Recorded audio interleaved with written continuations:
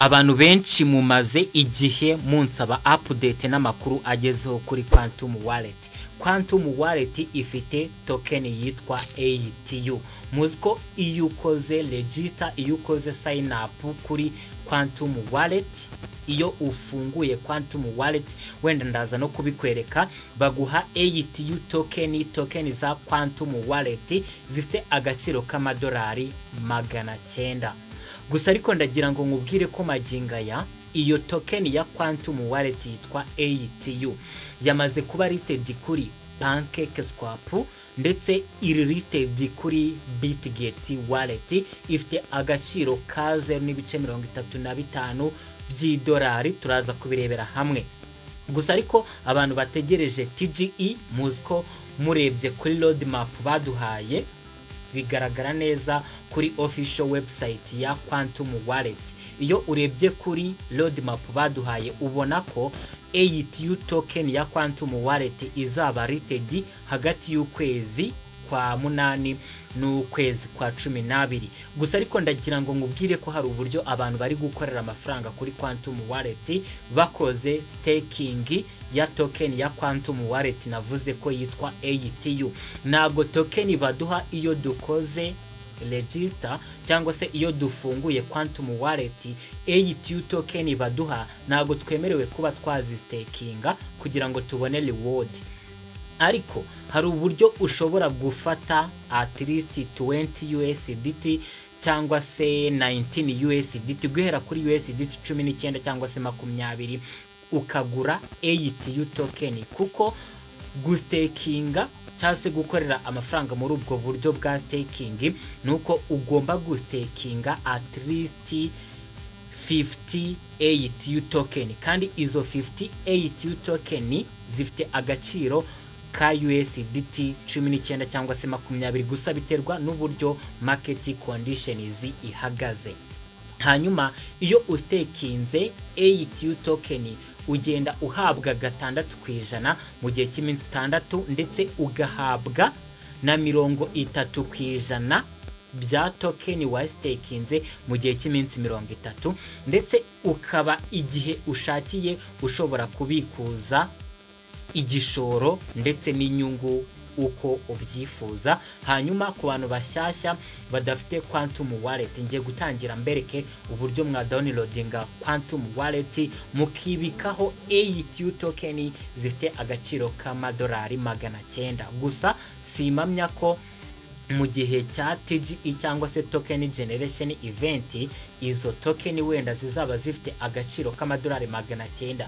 Gusa ariko maginga ya nkuko nakubwiye ko iyo ATU ya Quantum Wallet iri listed kuri PancakeSwap ikaba iri listed kuri Bitget Wallet, turaza kubireba.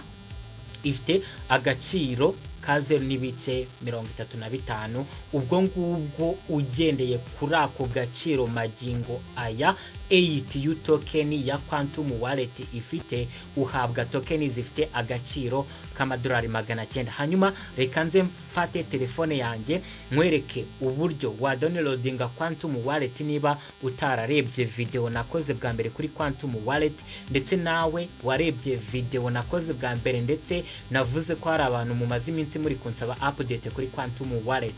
Bishatse kuvuga ko tugiye kurebera hamwe ni iki gihari, ni staking, ni gute wakora staking, ni gute wagura ATU, byose tugiye kubirebera hamwe muri iyi video. Gusa ariko reka mbanze guikaze urakaza neza hano ku muryango mugari wa YouTube channel How to Get Paid. Niba ari ubwa mbere ubonye ibiganiro byacu cyangwa se ukaba warusanzwe bireba ariko utarakanze kuri subscribe, kanda kuri subscribe iyi video uyihe like, ubundi reka nze ngusharinge screen y'iyi telefone yanjye ubundi dutangire. Gusa ariko mbere na mbere iyi telefone nizere ko mwayibonye, ntabwo ndi hano kuyamamaza, gusa ariko iyi telefone igura amafaranga make kandi ikora ibintu byinshi bishoboka, ndetse akarusho iyo uyiguze baguha internet imara ukwezi kose, baguha gigabyte imwe ku mafaranga 1000 buri munsi. Utanga 1000 ku kwezi bakajya baguha gigabyte imwe buri munsi. Rero internet ni ikintu gishobora kuguhesha amafaranga uteranyijeho computer cyangwa se na telefone. Niyo mpamvu ngewe ndi hano kukubwira ibyiza by'iyi telefone ndetse n'ibintu ikora, kuko hari igihe njya mbona abantu bari kuyisebya kuri social platforms bikambabaza, kandi iyi telefone ikora ibintu birenze udatekereza. Reka nze aba ari nayo nkoresha kuri tutorials z'uyu munsi. Hanyuma navuze ko ATU token ya Quantum Wallet iri listed kuri PancakeSwap ndetse ikaba listed kuri Bitget Wallet. Mbere na mbere turaza gukenera contract address ya Quantum Wallet token, hanyuma iyo contract address ndaza kuyigusigira muri pinned comment cyangwa se muri Telegram channel no muri group ya WhatsApp byitwa how to get paid. Iyo Quantum Wallet ifite token nkubwiye ko ndibuze kugusigira, uraza kuyikorera copy. Numara kuyikorera copy uraza kujya muri telefone yawe hanyuma ufungure Bitget Wallet, kuko ATU token ya Quantum Wallet iri listed kuri PancakeSwap, ikaba listed kuri Bitget Wallet. Njyewe ndimo gufungura Bitget Wallet kugira ngo nkwereke uko iyi ATU token iri listed kuri Bitget Wallet ndetse no kuri PancakeSwap. Hanyuma tukimara gufungura Bitget Wallet turaza hano hejuru, dukoreho abariho tuza gupestinga ya contract address. Turapestingamo ya contract address hanyuma dukore kuri enter cyangwa se kuri search, hanyuma dutegerezeho gato twitonze. Barahita batwereka ya token yitwa ATU, ikaba iri kuri BNB blockchain. Uri kubona ko ATU token imwe ifite agaciro ka 0.3544 USDT. Ushobora kuza hano ukadinga iyi token, ibi ntacyo bitwaye uretse ko nta nicyo bimaze cyane. Uri kubona ko batubwira ko iyi token yabaye added. Hanyuma tugiye kwihuta cyane mbereke uburyo wa downloadinga iyi Quantum Wallet ku bantu bashyashya. Ku bantu mwebwe musanzwe muyifite murasabwa gutegerezaho gato cyane, nereke abashyashya ninza kugera aho gukora login cyangwa se kwimportinga wallet, niho turaza gukomereza ku basanzwe. Ku bashyashya uraza gukoresha link nasize muri Telegram channel yitwa how to get paid, cyangwa se muri group ya WhatsApp yitwa how to get paid, cyangwa se muri pinned comment. Hanyuma uraza kuba ukanda kuri iyo link, nanjye nyikanzeho gutya uri kubibona nagushyiriyeho screen aho ngaho.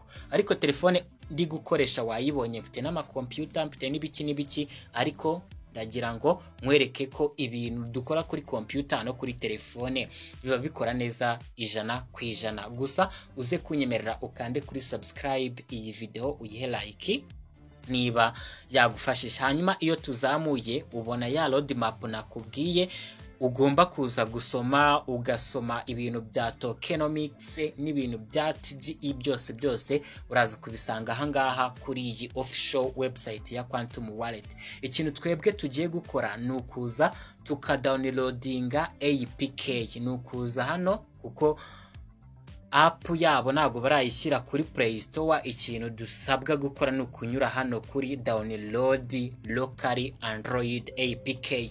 Niba ufite iPhone uraza kunyura nyine hariya kuri option igusaba kudownloadinga APK yo muri iPhone cyangwa se yo muri iOS. Hanyuma ibingibi ntago uri buze kubyitaho kuko telefone yacu ari Android. Tuza no kuri download anyway, dutegerezeho gato twitonze igihe iyi APK iri kuba downloaded kuri device yacu. Turategerezaho gato cyane, hanyuma tuze kumanura gutya notification turebe niba iyi APK yamaze kuba downloaded. Uri kubona ko hari kubura amasegonda 9, amasegonda 10. Reka dutegerezeho gato cyane.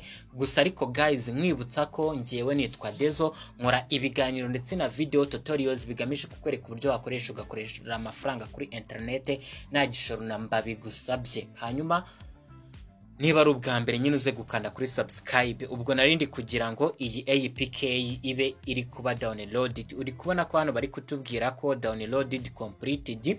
Tugiye gukoraho, hanyuma nidukoraho turaza hano kuri install, dutegerezeho gato twitonze igihe iyi Quantum Wallet iri kuba installed.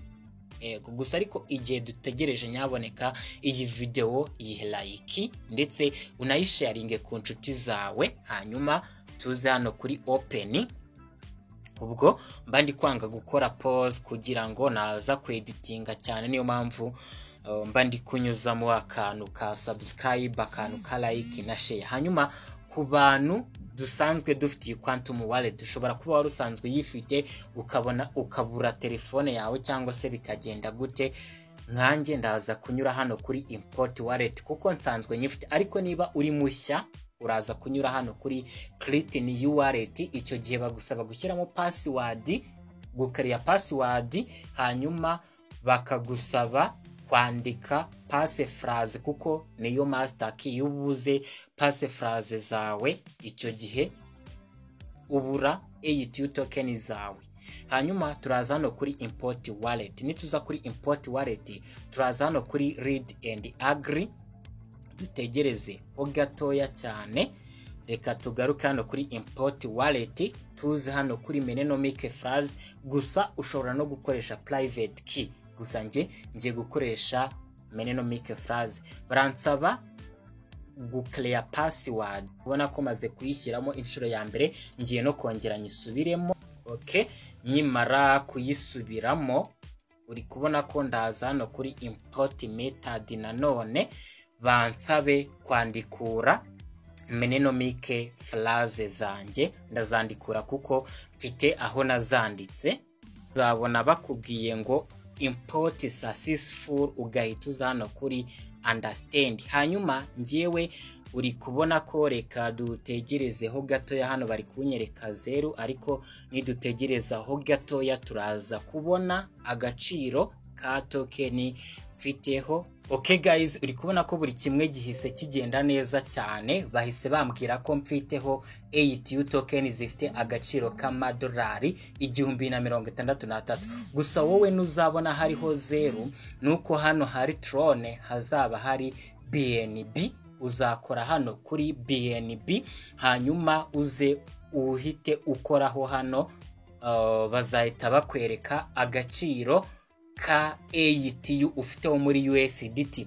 Ibi mbivuze kubera ko hari abantu bagiye bambaza kuri WhatsApp bati ese ko nabonye ATU token zanjye zagiye na USDT nari mfite zikavaho, nakora iki? Wowe uzaza hano hari Tron, nuzabona ariko hatari Tron hariho BNB, nuko nyine hazaba hariho BNB, niyo mpamvu utazabona izi USDT zawe. Hanyuma ikintu tugiye gukora ni ukukwereka uburyo wagura ATU token byibuze 50 kugira ngo uzitakinge, uzajya ubona 6% mu gihe cy'iminsi 6, ubone 30% mu gihe cy'ukwezi, ukaba wabikuza ATU token zawe igihe ubishakiye, ukongera ukazivunjamo USDT, cyaba igishoro ndetse n'inyungu umaze kubona igihe dutegereje TGE cyangwa se token generation event ya ATU token. Uti ubikora gute? Uza hano kuri C2C, gusa na hano uri kubona ko hari C2C, ukoreho. Hanyuma hano uzabona buy and sell, uzaza umaking sure ko uri hano kuri buy. Hanyuma bakubwire ko ATU token imwe ifite agaciro ka 0.3612. Ubwo uzakora mass calculations urebe urakenera ATU token 50, icyo gihe bitewe n'agaciro ATU token imwe ihagaze uzakora deposit ya USDT zingahe. Hanyuma uza hano kuri buy. Iyo uje kuri buy bakwereka iyi wallet address, ugashyiraho USDT TRC20 zifite agaciro ka ATU 50. Uzakora calculations bitewe nuko isoko rihagaze icyo gihe. Hanyuma numara gukora copy y'iyi wallet address uzagenda ushyireho USDT zifite agaciro kangana na ATU byibuze 50. Tumaze gukora deposit tugakora kuri confirm, ibihita bigenda neza cyane. Iyi ngiyi ni wallet nziza ndetse nizera ko muri uyu mwaka izaduha amafaranga, nubwo hari izindi project, hari Grace dutegereje, hari za Gradient, hari za NodePay, hari za project nyinshi cyane zirimo za Bloom zo kuri Telegram n'izindi project twagiye dukora. Nzakomeza kuguha update, kandi kuri subscribe iyi video uyihe like, tubonane mu bindi biganiro ndimo kugutegurira. Bye bye.